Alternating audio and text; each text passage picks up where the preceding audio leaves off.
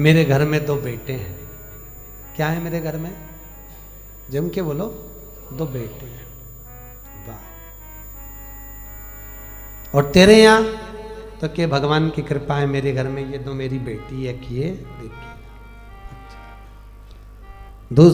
दूसरा बोला भैया भगवान ने बहुत कृपा करी, मेरे को तो इतनी कृपा करी कि मेरे घर में भगवान ने 2 बेटे दे दिए, चिंता मुक्त हुआ।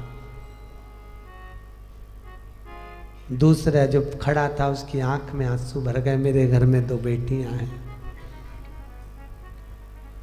फिर बोला अच्छा हुआ भगवान ने मुझे बेटे दिए। कहाँ? बेटी उन पढ़ने जाए, कॉलेज जाए, उनको लेने जाओ, छोड़ने जाओ, उनका ध्यान रखो, इसलिए अच्छा है घर में बेटे हो गए। भगवान ने अच्छा मेरे घर में बेटी नहीं दी। इतने में पास में बेटी खड़ी थी, बेटी ने अंकल का कुर्ता खींचा। अंकल, ओ अंकल। हाँ बेटा बोल। अंकल, भगवान बेटी हमेशा मन वाले को, दिल वाले को और किस्मत वाले को देता है, भगवान बेटी कभी भिखारी को नहीं देता।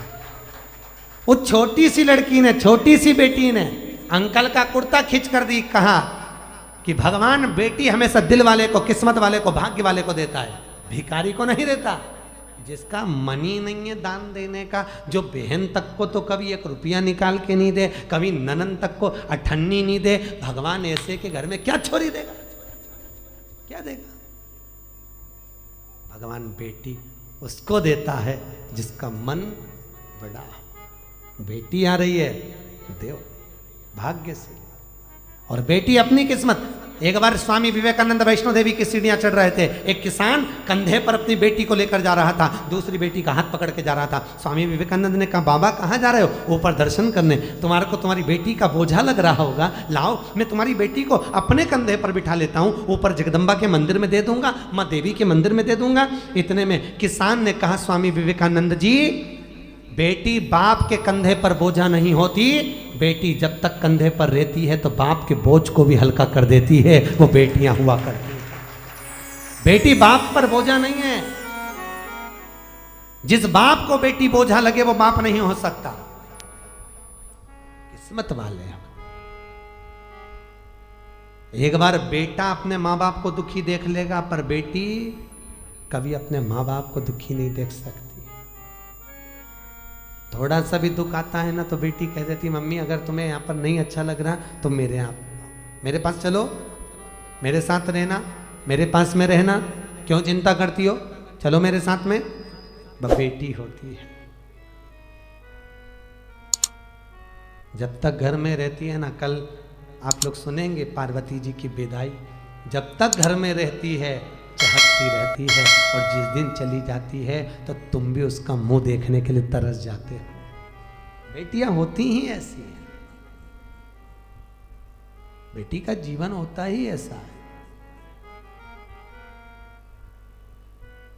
मायके में रहती है तो जब तक कुंवारी रहती है पिताजी के साथ में बैठकर भोजन करती है, बाप के लिए आगे आगे बढ़कर पिताजी थक के आए चाय ला कर दे देगी, जूस बना कर दे देगी, दूध ला कर दे देगी, पापा से पूछ लेगी पापा कुछ थके हुए लग रहे हो, बहुत काम रहता है, मत करा करो इतना, क्यों करते हो पापा, टाइम नहीं मिलता, थोड़ा सा तो घर में रहा करो। बेटी एक ऐसी होती है जो बाप से आगे रहकर पूछ कर उनकी सेवा कर देती है, और एक बहू होती है घर में रहती जरूर है पर पति के लिए सब कुछ कर सकती है, पर जब ससुर थका मांदा आएगा पानी भी लाएगी तो टाइम देख कर लाएगी, चाय भी बनाएगी टाइम देख कर बनाएगी, और विचार करेगी कि सास बना दे तो सबसे अच्छा। परंतु एक बेटी होती है जो समय पर पिताजी को दवाई लेना है, और आज भी बेटी की भले शादी हो जाए पर बार बार फ़ोन लगा कर बोलती है पापा शुगर बढ़ जाएगी, दवाई ले लेना, वो डॉक्टर बहुत अच्छा आया है उससे ले लेना, वो महाराज आए हैं उनसे मिल लेना। बेटी एक ऐसी होती है जो बाप के लिए तत्पर रहती है, बाप के लिए तत्पर। और पर गांव में जब बेटियां ब्याहती हैं, बहुत दूर गांव अगर बेटी को ब्याह दिया, बहुत दूर भेज दिया, तो बेटी भी तरस जाती है अपने माँ बाप से मिलने के लिए, परिवार से मिलने के लिए। और ऐसी कोई माँ नहीं जिसको मायके की याद नहीं आती हो। बूढ़ी से बूढ़ी को भी राखी पर, त्यौहार पर, ऋषि पंचमी पर अपने मायके की याद आ जाती है, तो वो भी कह देती है तुम सब मायके चली जाओगी, घर में कोई तो रहे, एक काम करो पाकिट में 4 राखी रख दो, थोड़ी सी कंकु चावल रख दो, मेरे वीरा के लिए, मेरे भाई के लिए भेज दो, भले मैं नहीं जा सकती पर राखी रख के भेज देती। और एक माँ होती है कि बेटी के घर में कोई ना जाए ना, और पूछ लेती है पड़ोसी से, ऐ संक्रांति का त्यौहार है, पंचमी का त्यौहार है, सावन आ रहा है, तू जा रहा है क्या उस गांव तक? हाँ जा रहा हूँ। क्यों, क्या बात है? मेरी बेटी के एक थोड़ा सामान दे देना। तुरंत रात को बेसन सेक के लड्डू बना लिए, डब्बा में रख दिए, एक साड़ी रख दी, 2 बिछुड़ी रख दी, चूड़ी रख दी, और बेटी को जो अच्छा लगता हो, अगर हैदराबाद के बिस्कुट, मिक्सचर, सेव जो अच्छा लगे वो बांध कर पैकेट में रख दिया और झोला बांध कर दे दिया, ये मेरी बेटी को दे देना। कहना बहुत याद आती है लाडो, कभी तो आ जाया कर। बेटी को आवाज लगाकर बाप, पड़ोसी काका जब आवाज लगाता लाडो, ओ लाडो, बेटी दौड़ कर आती है, मेरे पास वाले अंकल आए हैं। क्या बात है अंकल? ये तेरी माँ ने भेजा है बेटा, तेरे पापा ने ला कर दिया था, ले। बेटी अंदर ले जाती है, डब्बा खोल कर बेसन का लड्डू जब देखती है तो बेटी की आंख में भी आंसू भर आते हैं। माँ सब भूल जाते हैं पर तू नहीं भूल पाती है। बाहर निकल कर आकर कहती है अंकल मेरे पापा कैसे हैं? पापा की पूछी, माँ की नहीं। क्यों? क्योंकि बेटा माँ को प्रिय होता है और बेटी बाप को प्रिय होती है। बेटी बाप को स्नेह इतना करती है, आते से पूछती है मेरे पापा कैसे हैं अंकल, और कैसे हैं, उनको कोई दुख तो नहीं है? बोलना, बहुत दिन हो जाते हैं, इतनी दूर गांव पढ़ना है अंकल, इतनी दूर क्यों पढ़ना दिया? मेरे बाबुल को देखने के लिए तरस जाती हूँ, कभी मिल ही नहीं पाते। भैया भी नहीं आता, 30 त्यौहार पर शहर में आता, काम करके निकल जाता, मेरे पास नहीं आता। क्यों? मैं उससे कुछ मांगती नहीं, मुझे कुछ नहीं चाहिए, 500 का नोट भी नहीं चाहिए, 1 रुपया नहीं चाहिए, साड़ी भी नहीं चाहिए, मैं आ नहीं सकती। घर आती हूँ तो मेरी भाभी को ऐसा लगता है कि ननंद आ गई, खूब लेकर चली जाएगी। मैं कौन समझाए भाभी, मुझे किसी चीज़ की कमी नहीं है, मेरे माँ बाप जब तक जिंदा हैं मेरा आने का मन करता है, मुझे बुलाते क्यों नहीं हो? बेटी एक ऐसी होती है जो भाव से दौड़ कर आ जाती है। सब बेटी का दिल ही ऐसा होता है। लोग कहते हैं बेटी की विदाई में सबसे ज्यादा मार रोई। शिव महापुराण में लिखा है कि बेटी की विदाई में सबसे ज्यादा हिमालय राज रोया, पत्थर भी रोया था पार्वती की विदाई में, पत्थर की भी आंख से आंसू निकल गए, हिमालय राज भी रो पड़ा।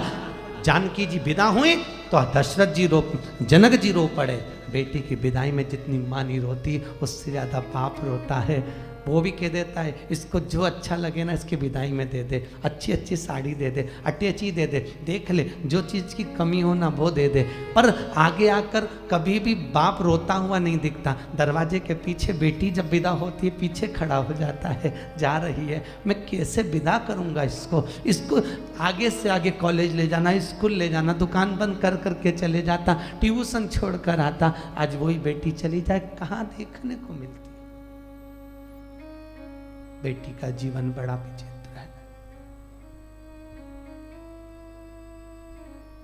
जितने दिन घर में रहे साहब बहुत खुश हुई है, इसके आने से खुशी आई है। बेटियां आ गई, घर में आनंद आ गया। ननंद और बेटियां नहीं आए तो शादी का आनंद भी नहीं आता।